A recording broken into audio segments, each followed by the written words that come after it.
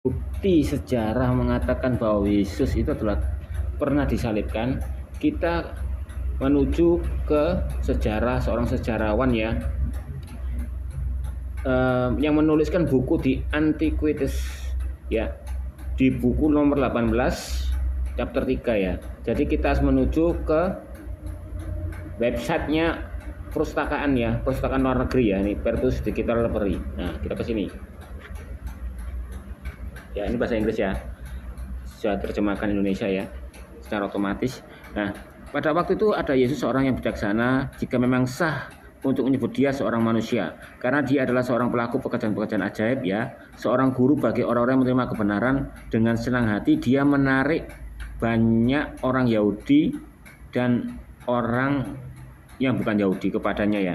Dia adalah Kristus, dan ketika Pilatus ya atas utusan orang-orang termuka di antara kita telah menghukumnya di kayu salib ya. Mereka yang mengasihinya pada awalnya tidak meninggalkannya, karena dia menampakkan diri kepada mereka hidup kembali pada hari ketiga, seperti yang telah dinubuatkan oleh para nabi ilahi ini, dan 10.000 hal-hal ajaib lainnya tentang dia. Dan suku orang Kristen yang dinamai demikian darinya tidak punah pada hari ini. Nah, ini adalah seorang sejarawan ya, yang suka menulis-nulis ya. Banyak orang sejarawan Yunani, Romawi dan sebagainya itu menulis kejadian-kejadian setiap dia temui ya, ini dituliskan ini ya. Dia membuktikan bahwa Yesus itu ada ya, dan disalibkan oleh sama Pontius Pilatus ya. Dan ini sudah diterjemahkan pada sama John E. Wesley ya, 1855 ya. Inilah.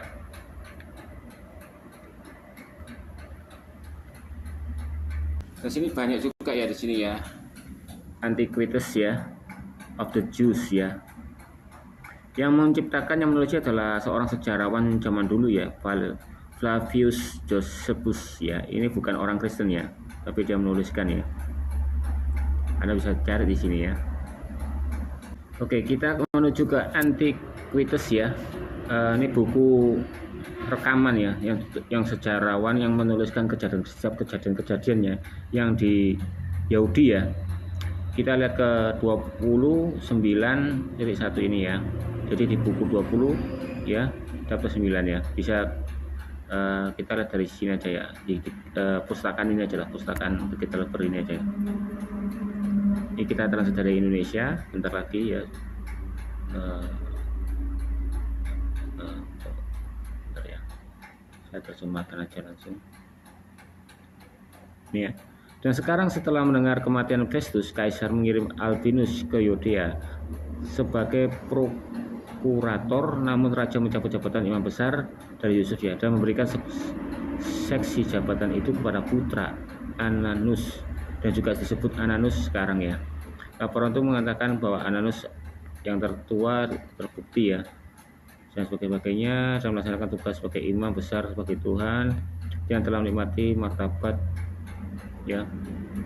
Dan ini juga ada temperamen yang sangat kurang ajar yang disebut dari sekte Saduki ya, yang sangat keras dalam menghakimi para pelanggar ya. Ya, ini semua terekam semua ya. Ini kita ambil dari sini ya, mengumpulkan para hakim ya, dan membawa ke hadapan mereka saudara laki-laki Yesus yang disebut Kristus, yang disebut Yakobus ya. Saudaranya Yesus adalah Yakobus ya, dan orang yang lain-lainnya itu ya, menyerahkan untuk dirajam batu. Ini sama seperti ceritanya di Alkitab ya. Dan ada Raja Agripa ini juga ada di Alkitab. Semua tertulis semua nih, sejarah-sejarahnya nih di buku-bukunya ini. Ini membuktikan bahwa Yesus ada, dan murid-muridnya juga benar-benar diancam dan mau dirajam batu ya. Yang Agripa mencopot jabatan imam besar ya, hanya selama 3 bulan, dan mengangkat Yesus putra Temenius sebagai imam besar ya. Dan maka bahwa Saduki menjadi imam besar pada zaman Yopius yang bla bla bla. Ini Anda bisa membaca di sini ya. Ini adalah buku sejarawan ya, bukan orang Kristen yang nulis ya, tapi dia adalah seorang sejarawan yang mengasih ya bukti-bukti bahwa keadaan-keadaan yang ada di zaman Yahudi itu ya. Selain sejarawan yang lainnya, juga ada sejarawan lagi yang namanya Tacitus ya. Tacitus ini adalah seorang sejarawan yang mencatat-catat ya di keadaan di waktu di Roma ya, kejadian-kejadian di Roma, dan menuliskannya di bukunya The Annals the Histories ya. Jadi coba kita buka ini aja ya, di University Chicago ya, pustakaan online ya. Nah di sini menceritakan sejarah-sejarah ya, ada ini zaman satu perang di Jerman, intrik di Roma dan sebagainya dimencatatkan juga di sini. Ya konspirasi, pemberontakan, tulis semua nih di buku Annals ini ya. Ini juga pernah menceritakan ya bahwa seorang Paulus ya yang dihukum juga ya, karena dia itu membuat Roma menjadi kacau ya, akan ajaran-ajarannya Paulus. Nah ini juga ada melakukan hukuman ya terhadap Paulus itu ya. Di sini ada nih, Anda bisa baca di sini dan mencarinya di sini ya, yang disebut dengan sekte Kristen ini ya. Karena sekte Kristen itu yang menciptakan tuh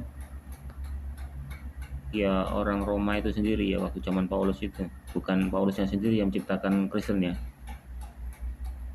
Ini waktu ada Nero ya berkuasa ya, dan ini Roma itu sangat kacau balau karena ada Paulus ini ya, membuat dewa-dewanya semakin orang nggak percaya pada dewa pada waktu itu. Ada keterangan di sini, Anda bisa baca di sini. Berarti perjalanan Paulus itu juga tercatat di sejarawan ini ya, oleh Tacitus ini dalam bukunya The Annals ini ya. Dan juga ada sejarawan ya yang bernama Plinius ya, yang muda ya, pada zaman 62 sebelum Masehi sampai 11 Masehi, tulisan seorang gubernur Romawi ya di Asia Kecil. Plinius yang muda menegaskan bahwa orang Kristen perdana menyembah Yesus sebagai Tuhan ya. Ada kesimpulan yang dipelajari oleh menginterogasi orang-orang Kristen ya, mereka adalah orang-orang Kristen ya, bernyanyi secara berganti bait-bait puji-pujian kepada Kristus ya, mengikat sumpah dan tidak pernah melakukan penipuan, pencurian, perzinahan ya, mengingkari kepercayaan ataupun mengingkari kepercayaan ketika mereka diberi tugas untuk melakukan sesuatu ya. Dan mereka memecahkan dan kemudian mereka berkumpul mengambil makanan, namun jenis makanan yang biasa. Karena itu surat 10 di sejarahnya seorang sejarawan Plinius ya, mengatakan pengajaran Kristen ya itu sudah sampai sana ya. Dan di seorang sastrawan ya, Rabinis Yahudi sejarawan mengatakan juga ya, khususnya di Talmud Babilonia karya tulisnya itu menceritakan dalam bukunya sangat ringkas itu Yesus dari Nazaret ya, kisah Kronos manusia ya. Ada beberapa teori terpercaya bahwa nama Yesua itu dari Nazaret. Kita mempraktikkan ilmu sihir malah mengatakan itu ya, melakukan mujizat padahal bukan sihir, itu hanya mujizat ya. Farisi semua itu ya, dalam bukunya jelas J. Clauser Jesus of Nazareth itu yang mengatakan ya, ini sejarawan semua ya. Dan sejarawan Lucian ya, Satiris ini 125 sebelum Masehi juga menulis ya, seorang penulis pagan dari Lucian ya, ketika mengajak-ajak orang Kristen yang mengaku Yesus benar-benar ada ya. Ini sejarawan menyatakan ya bahwa Yesus itu sudah sampai pengajarannya di sana ya, dan itu ditulis di sini semua ya. Dan mereka menolak dewa-dewa Yunani menyembah ya, memang ya. Dan itu memang nyata. Bahkan sejarawan Celsus filosofi abad kedua mengatakan ketika berdebat melawan orang Kristen, dia juga mengakui bahwa Yesus itu ada. Berikut ini ada yang menuliskan bahwa Yesus melakukan mujizat dan sihir ya. Tuh, dia mengakui Yesus itu ada ya, berarti Yesus itu bukan fiktif ya. Ini orang sejarawan yang suka menulis ya. Nah, ini perbuatan yang sama, perbuatan ini. Nah, oke, ini juga ditemukan ya seorang arkeolog ya, terbaru adalah pada tahun 2007 ditemukan tim konstruksi di kota Cavallo, Italia Utara secara tidak sengaja menemukan kerangka yang terisolasi dari pemakaman era Romawi ya kemajuan teknologi ya. Dan ini menemukan itu bahwa adalah orang yang ini disalib ya. Pernah terjadi penyaliban. Jadi penyaliban itu memang terjadi ya. Memang sempat ya semenjak ada Yesus itu penyaliban itu ditiadakan, dihilangkan karena orang Romawi makin galau ya karena tidak percaya dengan dewanya dan menganggap bahwa salib itu adalah tanda kemenangan bagi orang Kristen, makanya salib itu ditiadakan hukuman itu ya. Bahkan sempat mau dihilangkan bukti-buktinya ya. Tapi ini ternyata ditemukan ya salib ini ya, orang korban salib ini ya.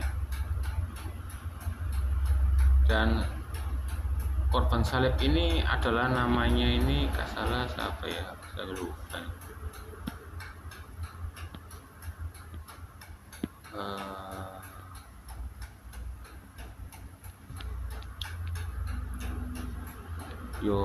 Ada depannya Y kok.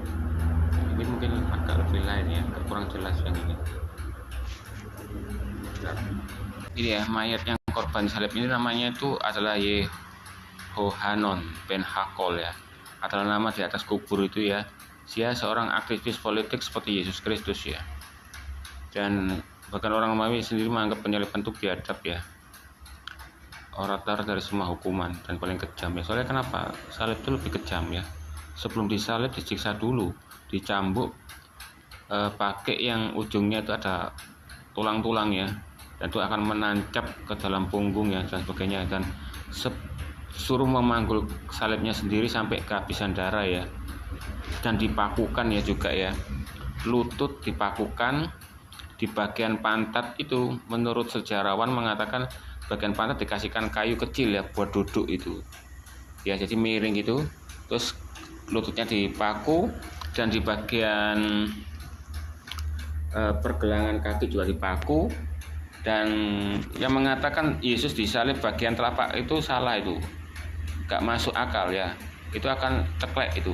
Yang dipaku itu adalah urat nadi ya, urat nadi dipakukan ya sama lutut ya, dan dikasih duduk juga kayu kecil ya biar agak menyerong pantatnya sempat duduk itu. Nah itu dibiarkan untuk kehabisan darah juga. Nah ada yang mengatakan bahwa Yesus itu diracun anggur asam. Anggur asam itu bukan racun.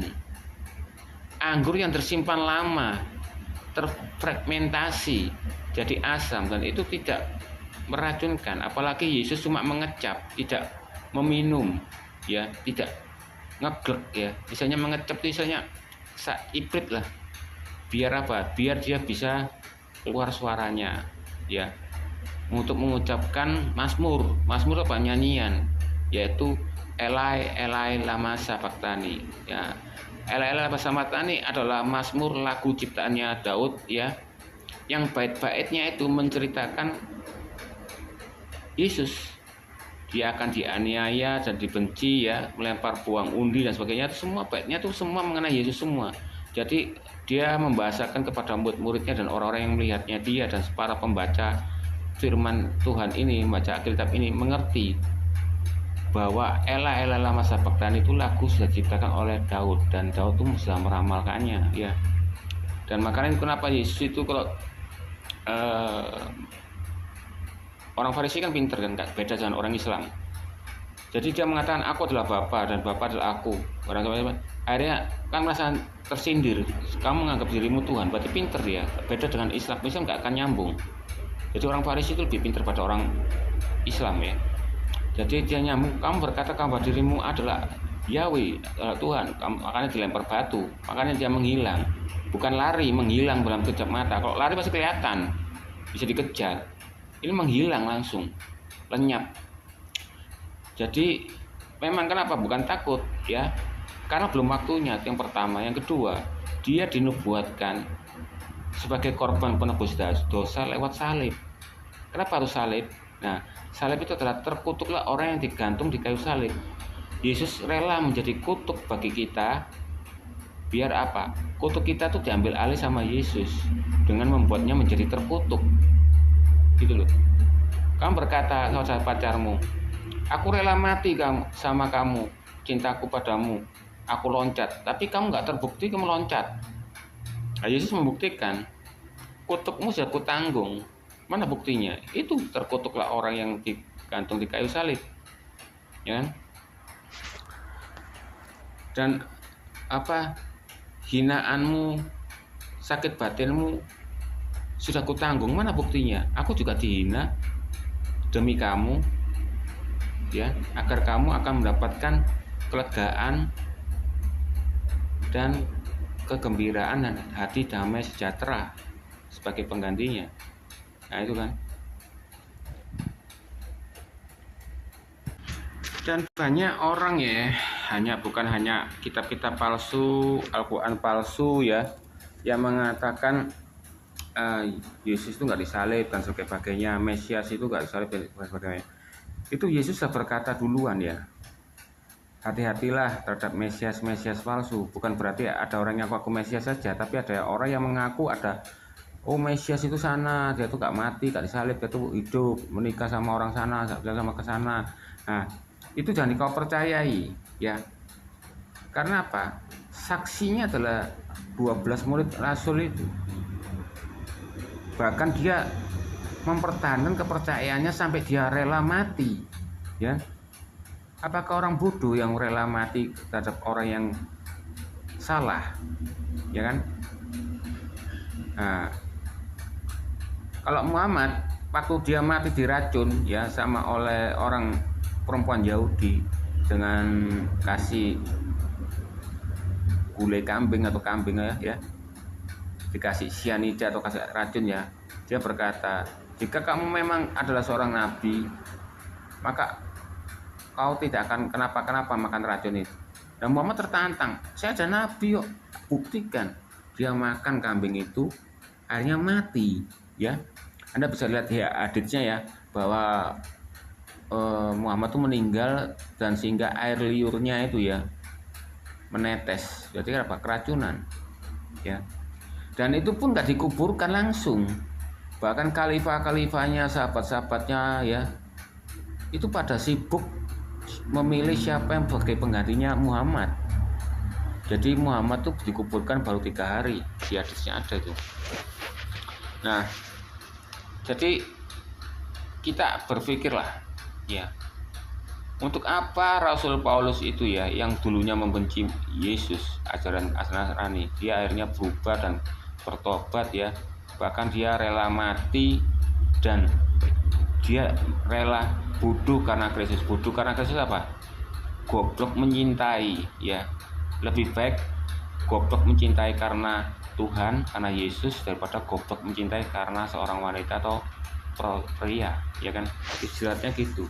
Aku bodoh karena Kristus ya, demi kesenangan ya, dia sebagai orang Farisi ya, bisa bunuh orang Kristen ya, hidup enak, nggak dibenci orang ya, pasti aman, nggak dipukuli, dia demi membela itu. Nah itu, kalau Yesus palsu pasti dia gak akan melakukan hal itu ya.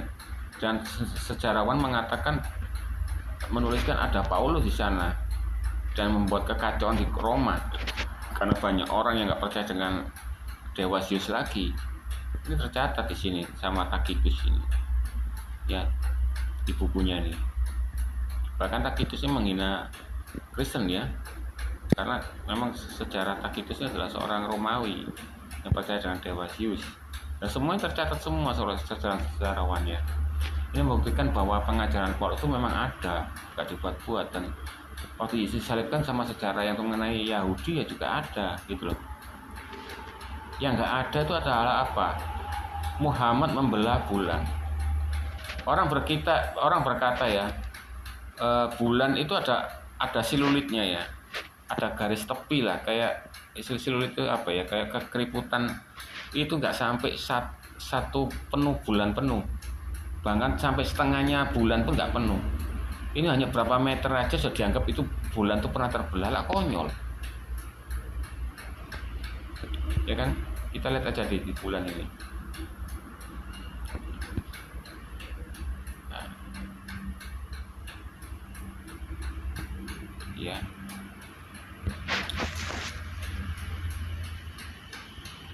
Ini kelihatan ya. Ini.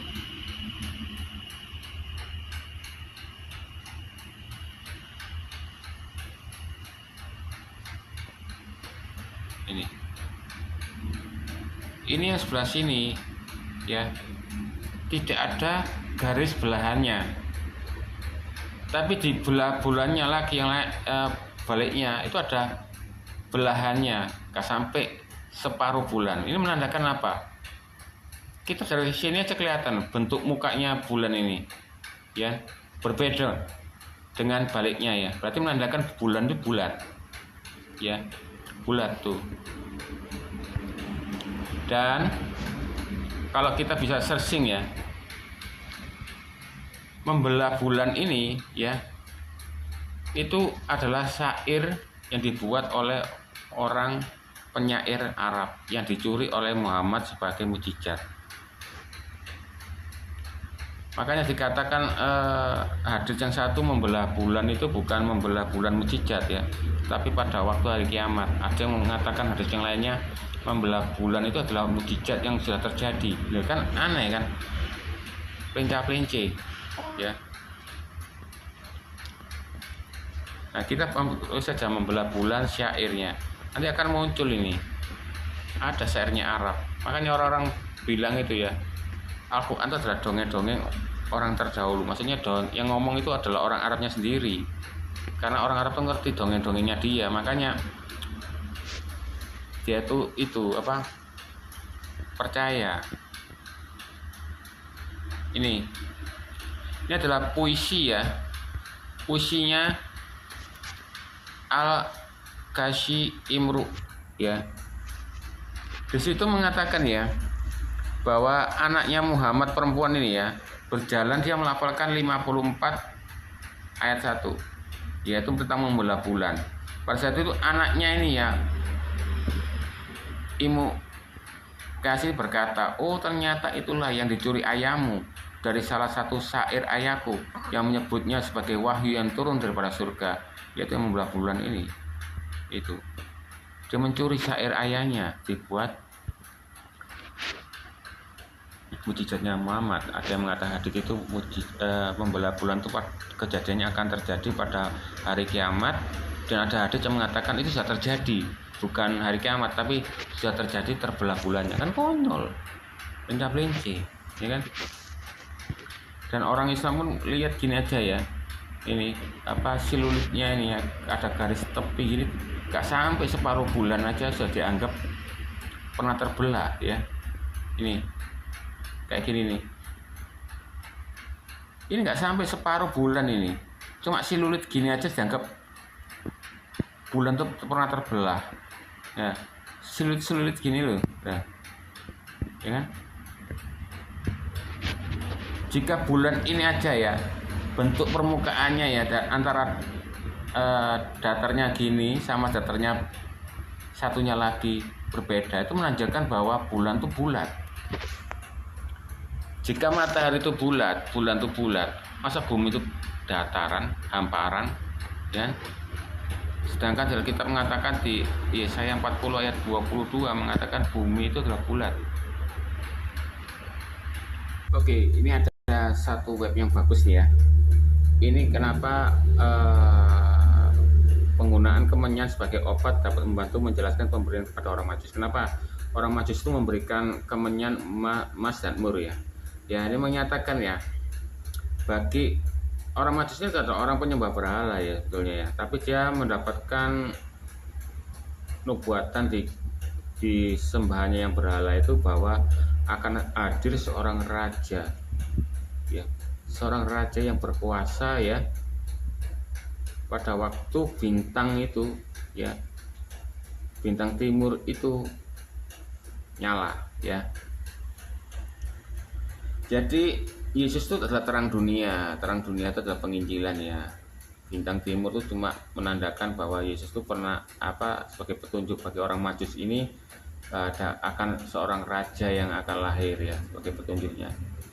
Nah, ini orang Majus ini bawa kemenyan itu sebagai parfum atau dupa ya, murni sebagai minyak urapan ya, ya.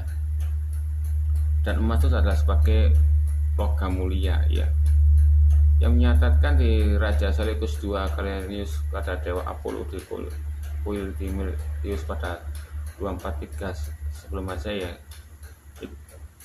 dia juga diberi persembahan-sembahan kayak gini. Makanya jadi kenapa orang Majus memberikan emas ya, emas itu menandakan bahwa dia adalah seorang raja, Yesus itu ya.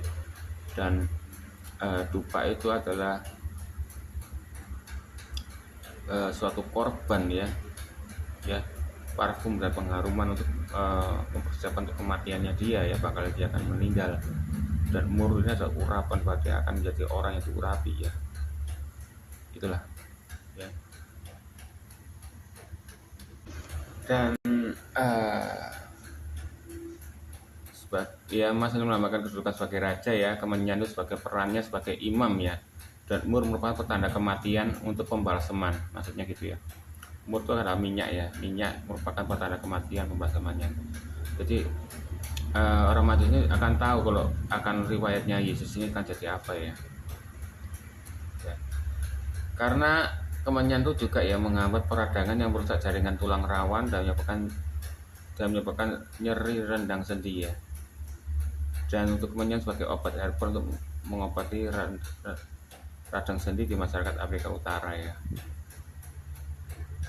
Ya makanya ada tuh kasih kemenyan itu bukan berarti Yesus itu suka menyan ya, karena kemenyan itu adalah menandakan ya berarti sebagai seorang imam ya.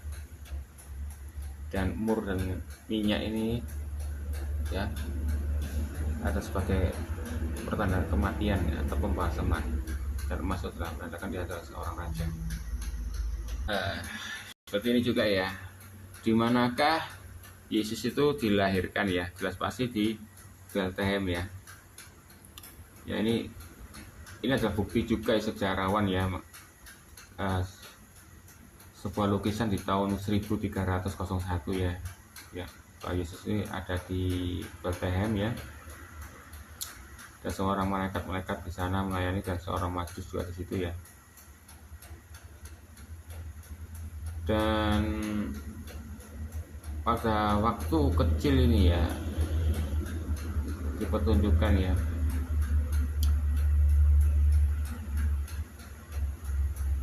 emang masa kecilnya ini Yesus ya juga kurang mengenakan ya, karena gara-gara Majus itu Herodes tahu ya, makanya dia berpikir waduh akan ada raja nih bakal menggantikanku dan keturunanku, makanya Yesus itu mau dibunuh ya pada zaman Herodes ini.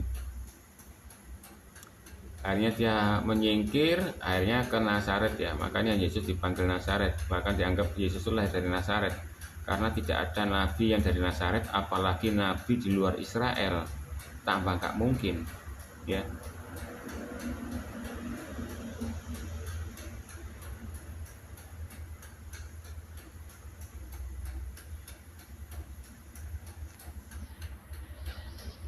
Nah, kenapa kok hari Natal itu Desember 25? Sebetulnya sih bukan Desember 25 ya Yesus lahir ya.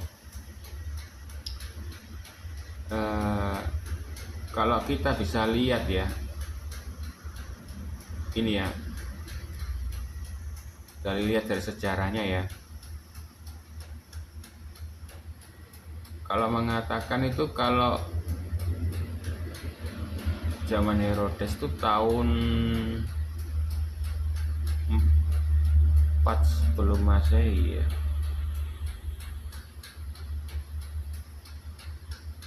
Ya. Bentar ya. Oke ya, ini kita lihat ya.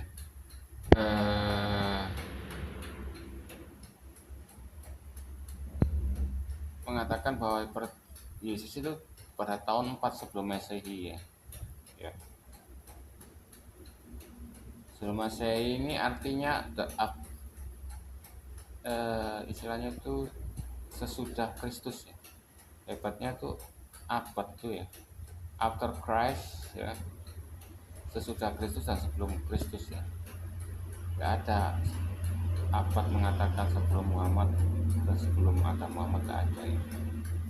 Dan itu saja membedakan ya. Nah, Yesus itu ada di zaman 4 sebelum Masehi ya. Ya. Dan juga mengatakan jika Yesus lahir dalam 1 Masehi ya, sepertinya sangat penuhnya akurat ya.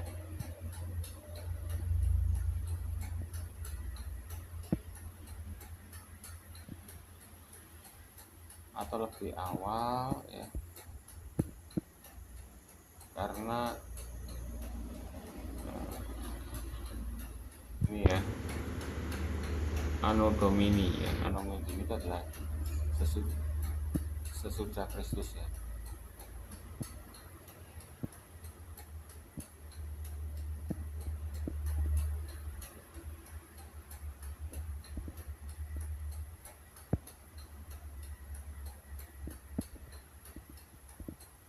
Ini adalah awal-awal abad itu tidak tergantung dari Yesus lahir ya, bukan tergantung dari Muhammad lahir ya.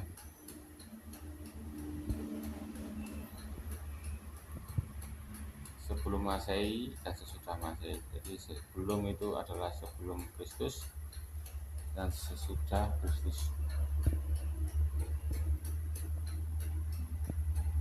Ini ada gambar juga ya, tahun 1474 ya, karyanya Matteo Arthur ini ya.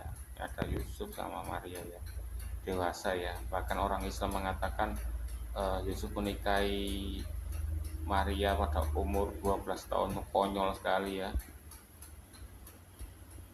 Sedangkan sejarawan menuliskan bahwa Maria ini orang dewasa, bukan umur 12 tahun ya. Dan ini juga mengatakan ya, perjanjian baru memperkirakan kelahiran Yesus pada 4 sebelum Masehi atau sebelumnya ya. Hal ini karena sebagian besar memperkirakan kematian Raja Herodes Agung terjadi pada tahun 4 sebelum Masehi ya, karena Herodes memerankan peran pada narasi kelahiran Yesus ya, waktu Herodes itu ya. Dan waktu Yesus masih lahir sebelum Herodes meninggal ya. Ini juga ya, apakah Maria dan Yesus menikah atau bertunangan saat kelahiran Yesus ya. Pada waktu itu kronologinya tuh Maria bertunangan dengannya ya, baru bertunangan ya, dan tiba-tiba mengandung. Dan Yusuf ini mau menceraikan dengan diam-diam karena dia merasa dia itu bukan anaknya ya, tapi dilarang oleh Gabriel bahwa kau tetaplah bertunangan karena itu adalah anak yang dikandung oleh Yahweh ya, dari Roh Kudus ya. Dan ini juga ada gambaran ya, gambaran Maria dan Yusuf ya. Tuh, Marianya sudah dewasa ya, bukan yang dituduhkan oleh orang Islam bahwa Maria tuh umurnya 12 tahun, Yusuf umur 90 tahun, goblok sekali ya. Yang mempersamakan dia seperti Nabi Muhammad ya.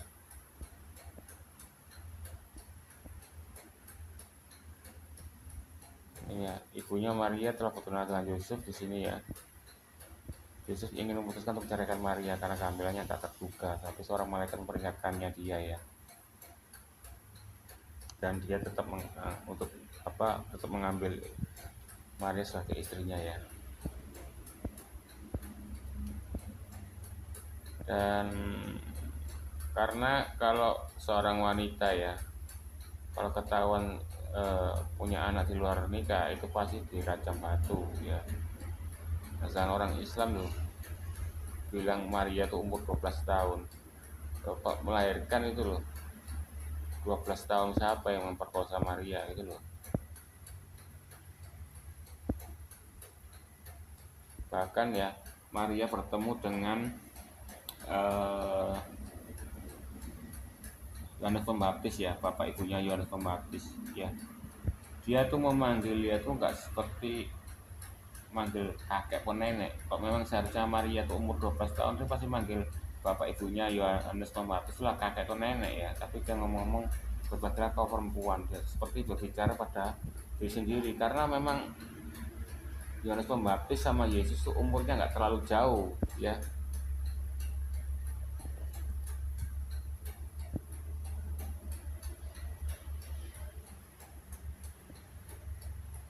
Kalau Maria umur 12 tahun perawan ya wajar lah, masih kecil ya.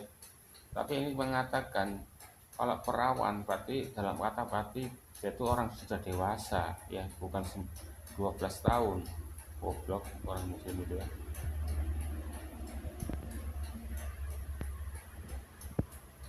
Aku mengambilnya dia sebagai seorang istri ya. Jangan disamakan orang Israel dengan orang Arab yang suka menikahi anak-anak kecil ya, mencabul anak-anak kecil itu, jangan samakan. Ada orang Islam mengatakan Ribka itu umur 3 tahun, tambah goblok lagi. Sedangkan ayat Alkitab mengatakan Ribka itu naik kuda ya, bisa naik kuda dan bisa menimba air ya untuk unta-untanya Iskak gitu ya, sampai 12 timba. Hebat sekali umur 3 tahun ngangkat timba, tambah goblok. Makanya orang Islam itu banyak yang goblok kok. Karena Al-Qur'annya aja sudah goblok itu dia dipercayai. Ini melakukan pertunangan dan Maria sedang mengandung ya.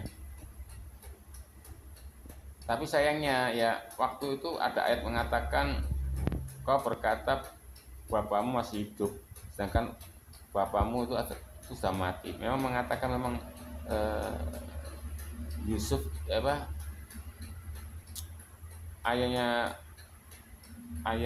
sambungnya Yesus ini ya, ini adalah seorang duda. Yusuf ini duda dan punya anak ya, makanya dia disebut saudara-saudara Yesus. Bukan berarti Yesus punya saudara, itu hanya saudara-saudara karena Yesus itu adalah seorang duda ya. Dan waktu sampai Yesus dilahirkan ya,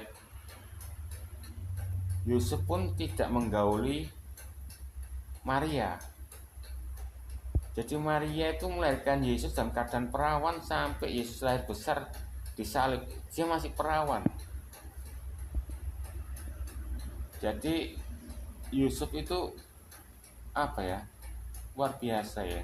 Dia tidak menikahi Maria tapi tidak menggaulinya kayak Muhammad itu ya. Ya, dia tetap taat kepada Yahweh ya. Kamu jangan menceraikannya, tapi tetaplah menikah. Tapi dia tetap menikah, tapi tetap menjaga kekudusannya Maria itu ya. Dan sehingga Yesus tidak punya adik ya, dan Maria dalam keadaan perawan ya, luar biasa. Beda dengan istri Muhammad ya, dijadikan persusuan ya bagi orang-orang biar banyak pengikutnya ya.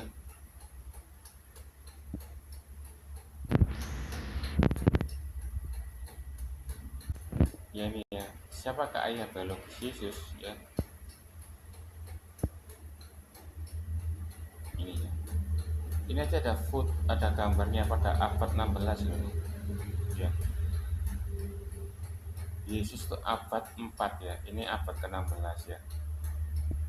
Tuh Marianya dewasa, bukan umur 12 tahun ya, kayak yang dikatakan orang muslim itu ya.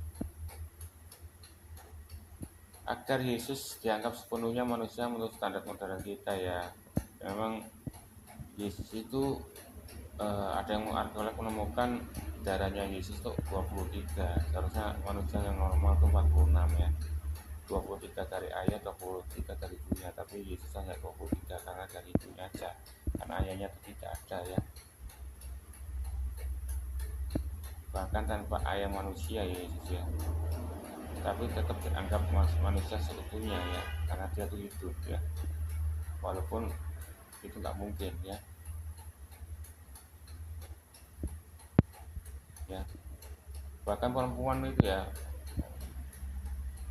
nggak bisa memelihara air mani ya, dia tetap butuh seorang benih laki-laki gitu ya. Itulah hebatnya Yesus itu ya, dia tidak dihasilkan dari hawa nafsu ya, hal yang najis ya. Yesus itu beda dengan Muhammad ya, Muhammad dari hasilnya najis. walaupun mujizatnya mengatakan bahwa ibunya Muhammad tuh ya bisa keluar vaginanya, bisa keluar cahaya ya, waktu mengeluarkan Muhammad untuk menerangi Syam ya. Konyol kali ya.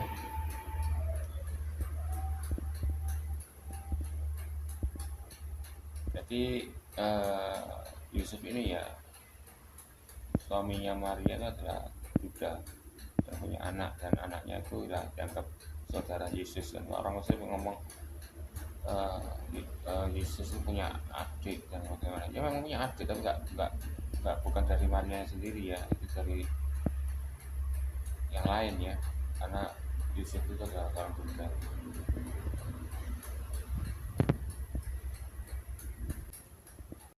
Oke ya, ini adalah juga ada bukti ya penemuan salib Kristus, orang yang disalib ya, menandakan bahwa penyaliban itu memang ada di zaman zaman Yesus ya, kita bukan di Yerusalem ya.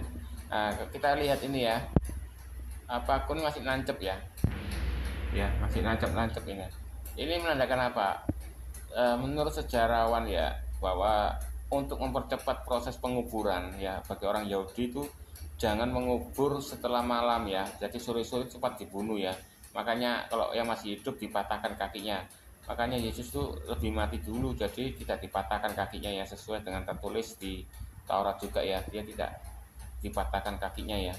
Nah, waktu dikuburkan ya, kaki itu akan dimutilasi ya, biar mempercepat prosesnya ya, jadi nggak perlu tongkel biar pakunya saya keluar dari tengkoraknya itu ya, langsung dipotong, mutilasi akhirnya dikuburkan di suatu tempat kuburan ya, jadikan satu gitu. Tapi Yesus enggak, eh, itu seorang Yusuf Arimatea ya, murid Yesus, dan sama siapa lagi itu, dia meminta kepada Pontius Pilatus untuk memakamkan Yesus. Jadi Yesus itu gak sempat dimutilasi ya kakinya ya, kayak seperti ini, karena sudah diminta dulu ya, harus diturunkan ya, habis itu dicopot langsung dengan cara perlahan ya, sehingga tanpa harus memutilasi kakinya Yesus ya.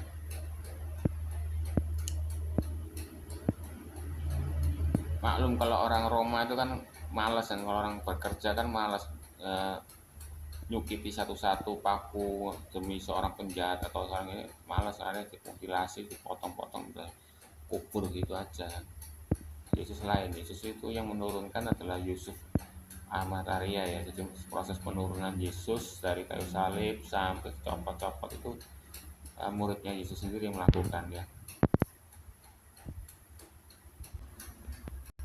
Jadi ini ya proses penusukan ke lambung Yesus ya. Ini adalah proses akhir ya. Karena dia melihat Yesus itu sudah meninggal, makanya kakinya nggak dipatahkan kan. Karena menurut tradisi orang Yahudi, jangan membiarkan mayat tergantung sampai sebelum malam tiba ya. Dan biar agar keluarga-keluarganya bisa menguburkan mayatnya, atau orang yang berdosa yang disalib juga itu menguburkan sebelum malam hari. Nah, karena Yesus dikiranya sudah mati, makanya nggak dipatahkan, untuk mengeceknya biar semakin valid dengan ditusuknya lambungnya Yesus tadi ya.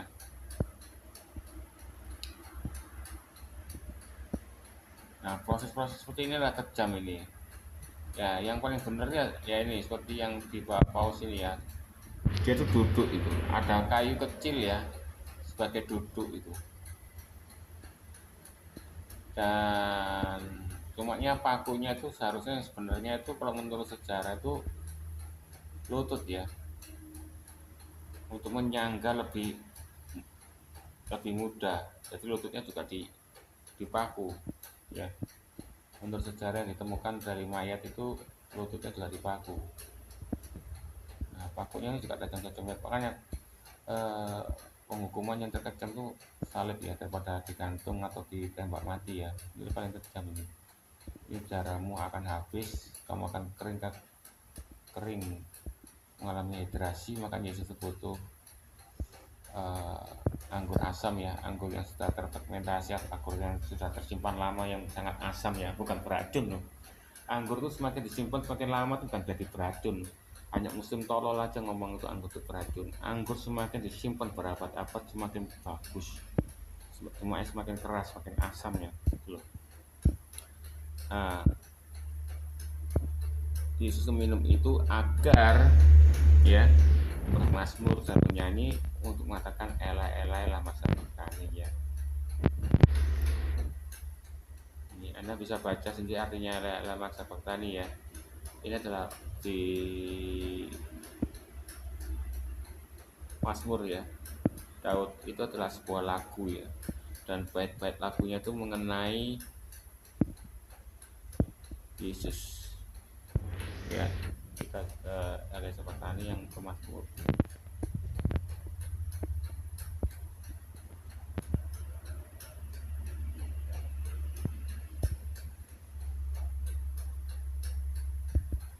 Ini ya, Mazmur ya. Tuh ada elek sama sabachthani. Anakku, mengapa aku tinggalkan aku? Ini Mazmurnya judul lagunya ini. Persiapan tujuan menurut lagu ya, ya. Ya. Kita ke sini ya. Ini ya.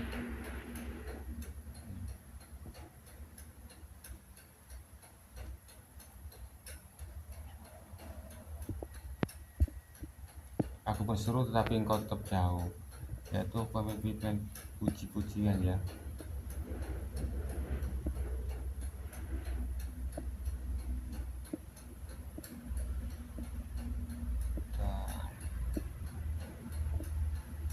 Ini masih Mazmur 22 ayat 1. Tapi ada terusannya. Ini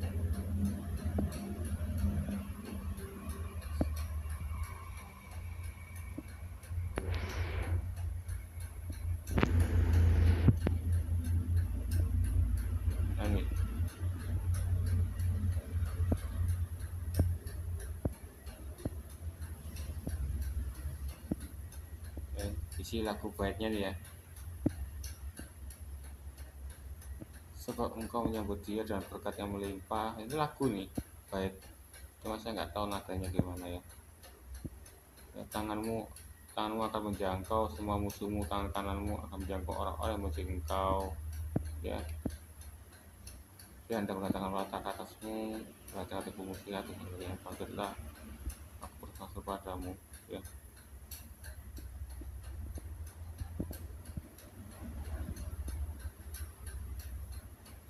Raja Tuhan, kami mau bermasmur kekuasaanmu. Ini ada sebuah lagu ya, makanya elai sabachthani itu ya. Kalau bagi orang Israel itu tidaklah suatu kebingungan ya, karena itu lagu. Contoh ya, misalnya kamu dihukum ya, kamu nyanyi Indonesia gitu aja, seorang sampai mikir kamu lagi nyanyi. Bisa diteruskan sampai habis, kamu sudah tahu kamu lagi nyanyi Indonesia Raya ya. Dan seperti itulah ya. Dia bukan minta tolong kepada Yahweh, enggak ya. Ini ya, Mazmur 22 ya. Judul lagunya ini adalah Allahku, mengapa kau tinggalkan aku, atau aliasnya elai lama sabachthani. Untuk pimpin tujuan lagu Daud, lagu rusa di kala fajar, Mazmur Daud ya. Ini, aku berseru pada siang tapi engkau tak jawab, pada waktu malam dan tidak juga aku tenang ya. Kadang engkau adalah kudus. Ini lagu nih, saya nggak tahu nadanya ya. Anda bisa searching di Google, itu ada lagunya, itu nadanya gimana Anda bisa lihat gitu ya. Sebab anjing-anjing merumuni aku, segerombolan penjahat ya mengepung aku. Ini ceritakan semua tentang baitnya mengenai Yesus ini. Jadi dia membahasakan kepada muridnya ya, sama kepada pendengar Alkitab dan pembaca Alkitab, bahwa Yesus lagi menyanyikan lagu elai lama sabachthani ini, bahwa baitnya mengenai aku. Berarti sudah diramalkan Yesus ini ya pada zaman Daud itu, dan Daud itu sudah memberikan lagu-lagu pujian kepada Yesus sebelum Yesus lahir. Bukankah itu luar biasa? Bukan lagu tentang Muhammad ya. Jadi,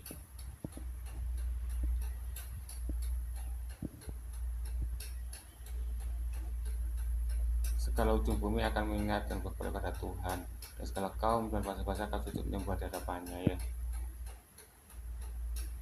Mereka akan memberikan keadilannya kepada bangsa yang akan lahir nanti seperti yang melakukannya. Ini lagu-lagu ini. Pada orang itu ia mendengar ketika orang itu berdiam minta tolong ya.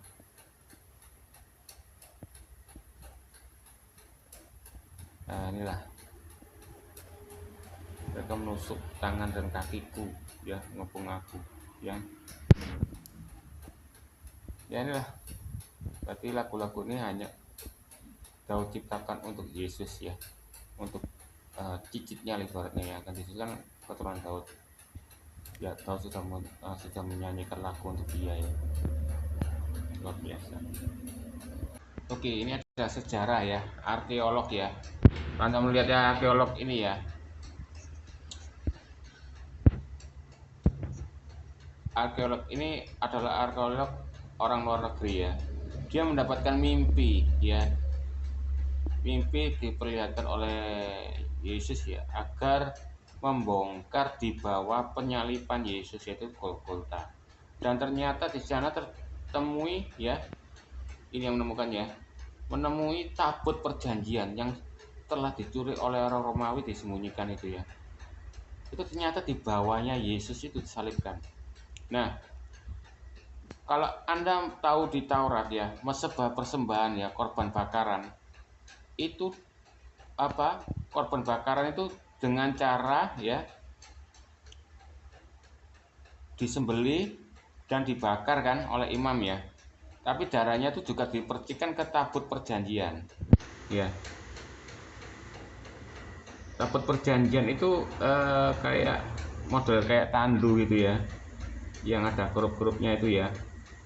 Ya. Nah ini. Ini darah dipercikan ke tempat ini.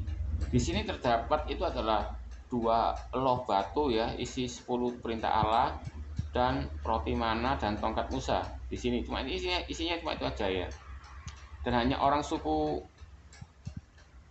imam ya, Lewi yang bisa mengangkatnya ya. Jadi selain itu akan dihukum. Makanya ada orang ya nggak sengaja takut nih dibawa ke menggunakan keledai atau sapi, saya lupa ya. Itu mau jatuh tapi ada orang ya, Uza nggak salah ya, nggak sengaja, itu memang niatnya baik ya biar gak jatuh tabut perjanjiannya, malah dia meninggal disambar itu.